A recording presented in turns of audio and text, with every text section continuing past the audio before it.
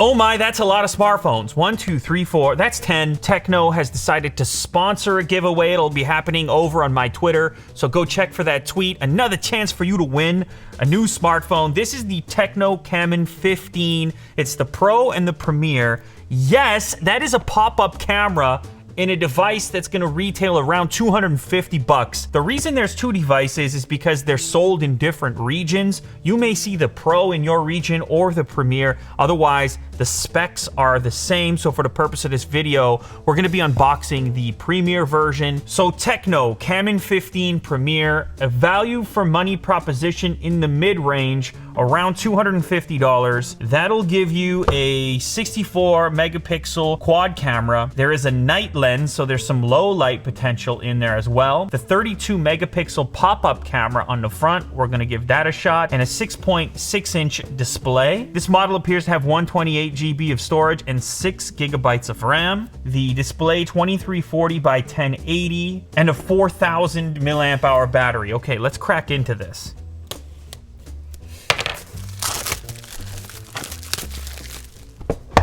So the first thing you're greeted with is a little bit of paperwork. There is a freebie case. This is a pretty standard style case. It's a clear case with a little bit of texture to it. And the color on this one, oh, okay. So it's like a whitish with a blue to pink gradient. What do they call this? Opal white. This is your camera section, as you can tell, and that leads straight up into the front-facing pop-up camera. There's your fingerprint scanner on the rear. Also inside the package, there is a headset included. Yes, this device maintains a headphone jack and your power brick. Your volume up and down, plus your power switch in this location. The other side houses your SIM tray, dual SIM, plus expandable storage. On the bottom of the device is where you'll find your speaker, your USB port, as well as your headphone jack. Unfortunately, this is a micro USB. So the device is booted up now, and man, you know, there's still something about the idea of a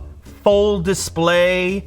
No punch, no hole punch, no notch, no nada, because you have the motorized camera. Now, we've seen some manufacturers toy around in that space, and then they got rid of it, they ditched it, it wasn't worth the headache or whatever, but look at it. I mean, it's just got a futuristic vibe to it, you have to admit, when you see a full display all the way around. Now, this one, it does have a bit of a chin, let's be honest. It's not an equivalent frame around the entire outside, but for my money, I'm saying for like 250 bucks, it's a pretty science fiction feel in there compared to anything else I've seen at that particular price point. So why don't we just get straight into it and try to pop that camera out so we can see what it looks like. Woo! It never gets old. It never gets old, does it?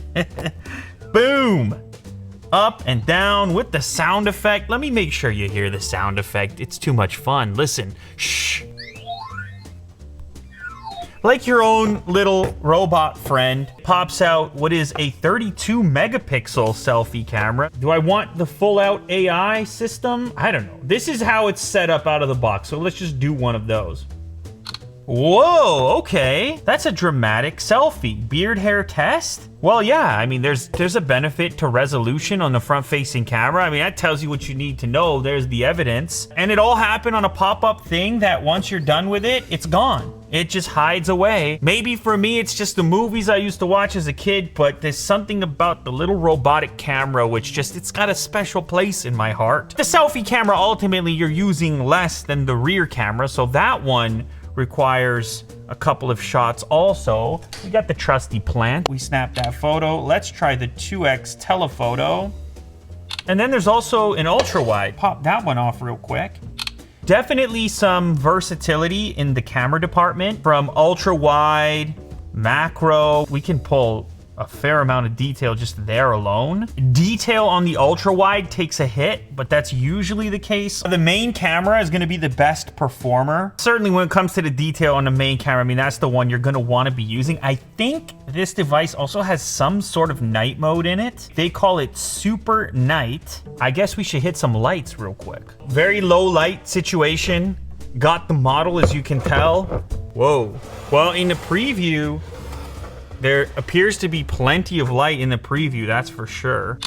Now, like other night modes, it tells you to keep the phone steady, and Well, yeah, bringing the day tonight. Again, one of those features that you've seen in some premium price points and now trickling down into more affordable smartphones, in this case around 250 bucks. Now, as I mentioned earlier, the fingerprint scanner for this device is on the rear, so I'm gonna set that up real quick. This gives you a look at the settings menu here. Yes, of course you're looking at a 60 hertz display. It's no OLED. It's always a cost to performance ratio. You have to look through that lens and see what you're getting for the money. So what do we have on here? Screen lock, fingerprint, and face unlock. Okay. And we give that a try now. Responsive. Yeah, you know, it's not the fastest I've ever tried, but there is something convenient about having the rear fingerprint. Actually, when you're already onto the lock screen, it feels faster. But yeah, there's something familiar for me about putting, like when you're holding the phone, sure, you need to pick it up. You can't unlock the device when it's on the table. I guess in this case, you could use the face unlock if you wanted to. Now, one of the other benefits here, no cutout, no hole punch, no nada. When you go to watch a video, it means no distraction as well. Look how good that looks. I mean, even just the YouTube page. There's an example, full screen, when you have a full white backdrop. It's just, I mean, the shape just makes sense in your brain, and it's unfortunate some manufacturers moved away from the completely bezel-less setup, especially for me, because I don't really use that front-facing camera all that often anyways. So some of the concern about durability, the motorized front camera, wasn't such a big deal to me, and it's nice to see that it still exists in some format. And in the case of this device, they're keeping it alive, the idea of the bezel-less, or at least notchless. There's still a bezel here, at least notchless, camera-less look when you're watching a video on your smartphone and you need to upgrade it, or I don't know, what other device would you need something? Yeah, that's not the greatest audio I've ever heard. It's missing some low end. The speaker will do the trick. I suppose a consolation here is the fact that you have a headphone jack on the device still, which is nice. It gives you a little more versatility how you connect to it. Now, because this is a value-oriented device and you don't have a Snapdragon processor, I think some of the questions are probably relating to the power. Can it game? Can you actually play games on it? So there's actually some kind of game mode that's triggered automatically when you launch into a game. I just clicked on PUBG and there was a set of optimizations that took place through entering game mode. It looks like there's enough power here to play PUBG. It's not on the high settings. This isn't a gaming specific phone. It's not $1,000 phone. But if you were curious, hey, on a $250 phone like this, can I play PUBG? Well, it looks actually half decent right now. This is a new installation guest mode. Oh, we're already getting shot at. There they are. There he is. We're gonna go old school here.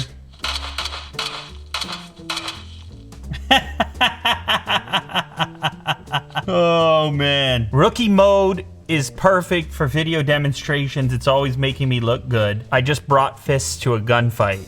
Not advisable, not by any stretch. Anyways, yes, you can play PUBG on here. It's a value play, it's a budget play, in a wide variety of smartphone options available to you. This one has the special novelty factor of the pop-up camera. You saw the low light performance, you saw the performance of the various cameras that are on board, the versatility of camera options. You have the capacitive fingerprint scanner on the back, 4,000 milliamp hour battery, 128 gigs of storage, 6 gigabytes of RAM. Shout out to Tecno for sponsoring the... I'm still getting shot right now. Am I dead? I didn't close out the game. I gotta be dead now. I'm not dead yet. I'm not even dead yet. How? Holy rookie mode. Where are those shots coming from? There, we're bringing the fists again. Let's try. No, we're gonna die for sure. There's no way we're gonna make it this time. Why are they running away from me?